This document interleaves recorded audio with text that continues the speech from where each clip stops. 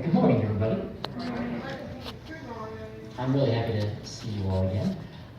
So yeah, he said it, but I'm Tim. I grew up here. My dad just still lives over on Crestview Drive, not too far away, and I am very happy to be back here to tell you a little bit about what we're doing. Now, if you were in Sunday school, you heard all about our ministry and what we're doing, but for the people who weren't there, I'll just do a quick little thing. We work in Bible translation. We translate the Bible for a language group. I'm being recorded, so I won't use the name. They're a Muslim people group. It's a little sensitive. Our secret name for them is Big Tuma, so we can use Big Tuma. So I'm translating for the Big Tuma language group, about 200,000 people, mostly Muslim people group. And I work with 3 national translators. We translate the Bible for them. Also, we did the Jesus film just recently, and we just finished the Gospel of Luke in their language, and we're working in Acts now. The project has been going on for about a couple years. We had a lot of preparatory work, like Monty was saying. A lot of it had to do with doing a dictionary workshop and getting a lot of words together so that we can make an alphabet. And you can't just make an alphabet from scratch. You got to have a lot of, a big corpus of words so that you can make sure to faithfully represent the language in the alphabet. If you do it right, people can learn how to read in a matter of weeks. It's actually really quick. If you do it wrong, then nobody will ever be able to read your text. So it's important for us to do those sorts of preparatory things, and we've gotten that out of the way, and now we're sort of in a new phase in our ministry. We've got some materials now, and so we are starting they're not exactly churches, they're like these discovery Bible study groups where Muslims get together. They don't have to say that they're Christians, which can be a real problem for Muslims. If they want to convert to Christianity, a lot of times they have a lot of resistance from their area. But the way that we're working is to sort of get people together and get them to learn about the Bible, get them to learn about Jesus, and then hopefully we'll see with the Spirit's leading some new churches spring up. And these groups are already started. We've got 7 or 8 of them in all different villages all over the Matumi area, and I think that things are going to explode in the next little while, because one, these groups I think are going to be one great way to tell people about Jesus, and the other one is the Jesus film. Now, I talked a lot about the Jesus film during Sunday school, but if you are familiar with the movie, it came out in 1979, beautiful white, brown-haired Jesus with long-combed hair, and all the inadequacies of the movie aside, it is a great way to tell people about Jesus for the first time. It's very faithful to the Gospel of Luke. In fact, they follow the text of Luke. Not exactly verbatim, but most of the stories come straight from Luke. And so when we translated Luke, it was easy for us to move right into the Jesus film and get that translation done because we already had a lot of the words that we needed.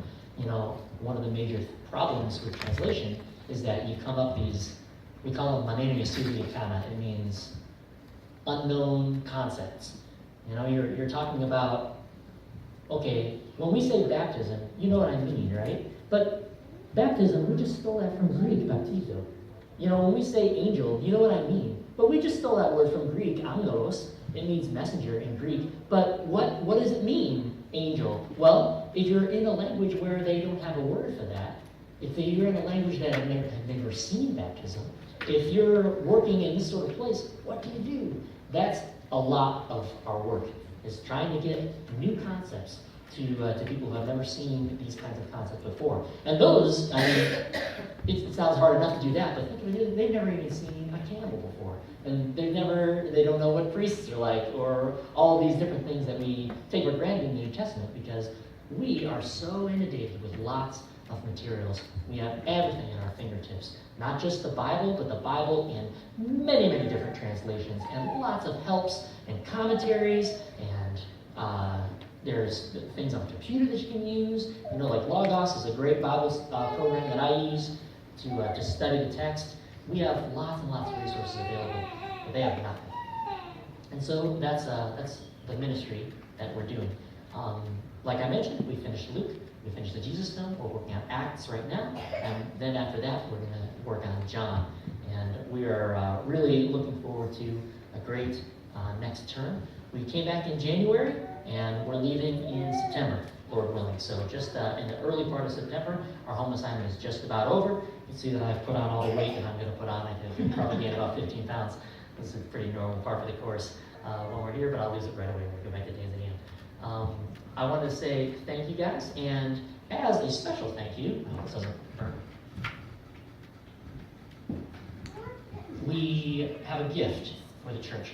So there's a thank you card here that I hope everybody will get to read. I'll put it on my table in the back, and after that, Monty will have it, and I suppose he can do whatever he wants with it. If he wants to throw it in the fire, he can. But there's also this carving that we had made for you guys.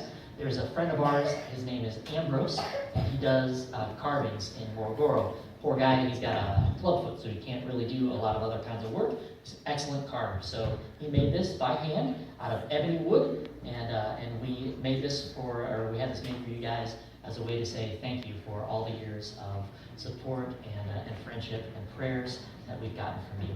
You know, it's been probably about 10 years now that you guys have been supporting us, because we've been missionaries for about that long. And so we just want to say thank you guys so much. We really appreciate all of the support and the prayers that you guys give, and all the love. And we'll see you again in a couple years down the road for our next home assignment. Thank you guys so much.